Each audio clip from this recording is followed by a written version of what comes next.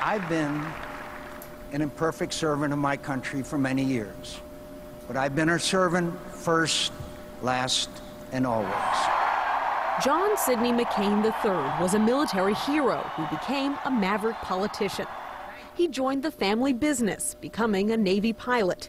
In 1967, on a bombing run over Hanoi, he was shot down and badly injured, then bayoneted after splashing down in a lake. When they found out that my father was an admiral, they took me to a hospital. While holding him as a prisoner of war, the North Vietnamese tried to exploit his family connections.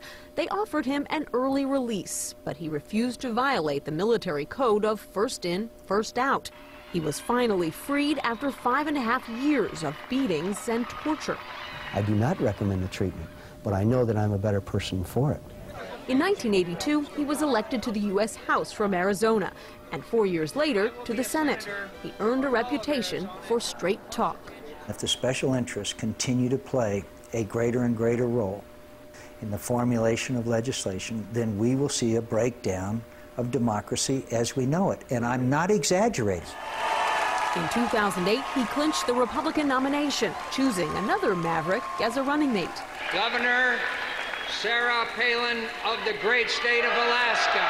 Palin energized conservatives, but in the midst of a financial crisis, the country was ready for a change. Democrat Barack Obama beat McCain with a 2-to-1 electoral landslide. He returned to the Senate, became chair of the Armed Services Committee, drew fire from Donald Trump. He's a war hero because he was captured. I like people that weren't captured, okay? I hate to tell you. And returned it. That in many respects, this administration is in disarray. But in the summer of 2017, the normally sharp McCain grew fatigued and had a few verbal stumbles.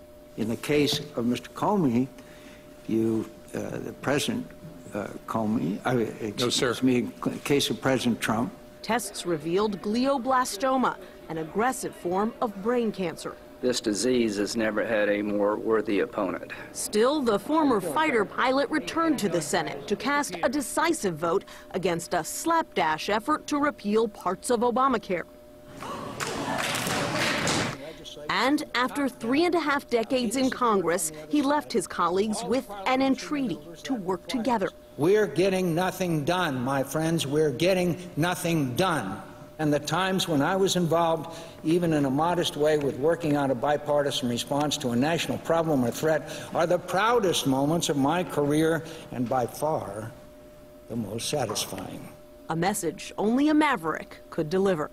Nancy Cordes, CBS News, Washington.